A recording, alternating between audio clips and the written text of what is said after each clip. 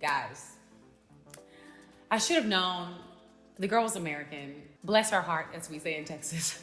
I put them in the oven and they all just like burned to a crisp. I don't know what I was thinking. Ciao, y'all, NaturallyKenya here, and welcome back to my channel. In today's video, we're going to discuss the must-eats in Rome. My mouth is watering just thinking about it. As a resident of Rome for the last 5 years, I've had some wonderful and some terrible culinary experiences. But in today's video, we're going to discuss a few of the Roman classics, staples in the Roman cuisine. There are a few must-eats and essential dishes that I think that you have to try during your trip to Rome. If you're new here, my name is Kenya. Yes, like the country. And I'm an American girl documenting my life while living abroad in Rome, Italy. I love to share my authentic experiences with you while living in Rome. So if you haven't already, make sure to subscribe to my channel, hit that notification bell so you get notified every time I upload, and let's get into the video. I didn't have the best experience in the city when I first came to Rome because I selected a few terrible tourist traps. So just a note, if you see people standing outside trying to get you to come in, don't go. And if the menu is in more than 2 languages, don't go. If you don't hear Italian, don't go. Okay, let's move on. I'm glad we got that out the way. I am such a food lover, and I just feel like living in Rome really just elevated that sentiment. Now, there are food tours, but I don't necessarily feel like you have to participate in those to get the full Roman experience. So let's get into these must-eats in Rome. I usually upload videos every week for you guys, so make sure to tune in. So the first wonderful dish on the list is actually my personal favorite, and that's carbonara. A classic. I have such a funny story about this dish because one day I was just feeling so lazy. I didn't want to go out and get it. And I was like, okay, what's the big deal? I can make carbonara. It's not a big deal at all. It's gonna be fine. I made pasta and scrambled eggs, as in the scrambled eggs were no longer a creamy consistency. It was one of the most atrocious meals of my life. But I'm not gonna lie, because I was hungry, I still ate it.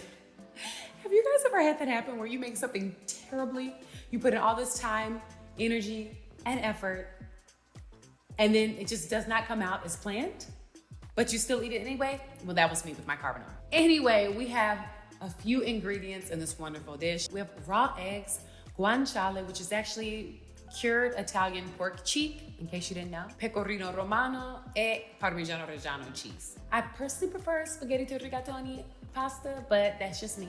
But again, this is probably my all-time favorite dish. Definitely a must-eat in Rome. So let's move on to another classic, and that is amatriciana. Now, there are a few ingredients in this dish as well, one of them being shared by the carbonara, and that is guanciale. So the cured Italian pork cheek. Yes, guys, cheek. That cheek.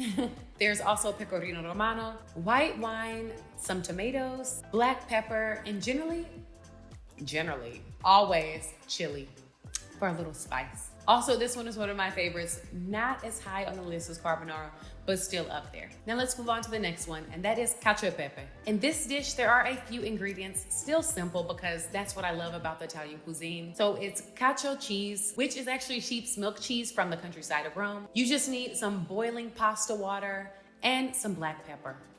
Guys, that's 3 ingredients.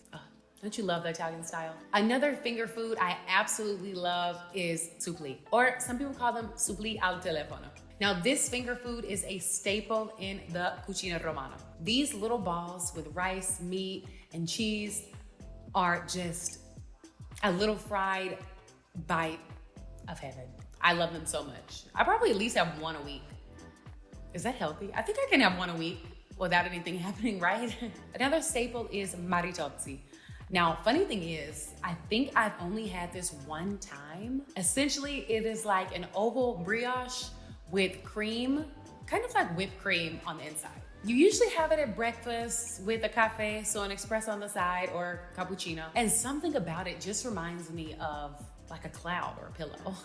Maybe I'm just too imaginative. And of course, how do you come to Rome in the springtime and not have artichokes? also known as carciofo alla romana. It is a super traditional dish in Roman cuisine, a classic. And it's found not only in restaurants, but also it's an Italian staple in the household. It's around especially in the springtime, and it can accompany a main meat dish or be eaten as an appetizer or antipasto. I have another funny story about this, is that I actually remember going to the supermarket, seeing these carciofi, these artichokes, and thinking, okay, yeah, no big deal, I can do them right.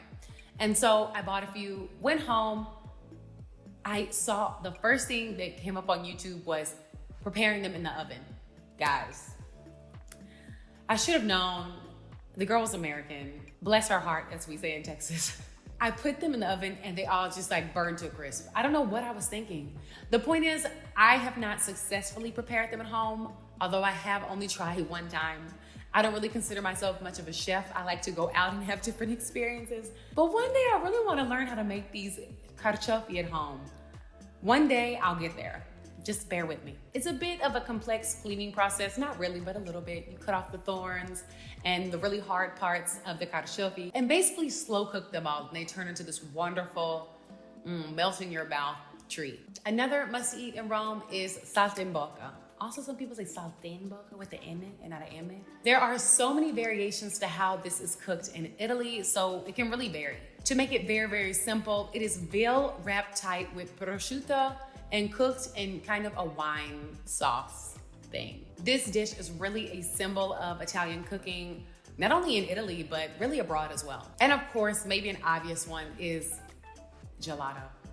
Really, guys? How are we not going to eat gelato in Rome? I personally think that Italy has the best ice cream in the world. However, I wouldn't even classify it as ice cream. It's just another level. It's just in a totally different class, in my opinion. It is thick and creamy and much more dense than normal ice cream. And that is because it has less air inside. So it's actually churned very, very slowly. We also have coda alla vaccinata. That is a type of oxtail stew. It has celery pieces, herbs, carrots, tomatoes, garlic, a little bit of wine in there, and other spices. I feel like it's like taking it back to Texas in a way. That's where I'm from. And of course, another probably obvious choice is pizza romana. It is different than pizza napoletana, which is the Neapolitan pizza, in a few different ways. And actually, it's kind of like this debate, like, which one do you prefer, Napoletana or Romana? It's like the Milan Rome thing, but with food.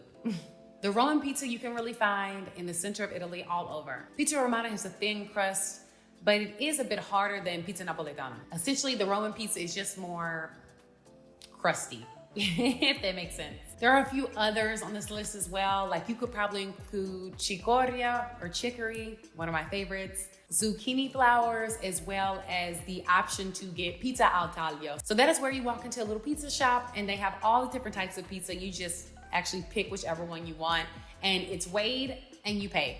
Very simple, straightforward, but still a pretty convenient classic in Italy. So guys, that's all I have for you in this video. I hope some of these dishes just sound absolutely wonderful to you so that you can put them on your to-try list when you actually come to Rome, the Eternal City. And if you haven't already, make sure to like this video if you like these options. I mean, who doesn't? Subscribe to my channel and I will see you guys in the next one. Ciao, y'all.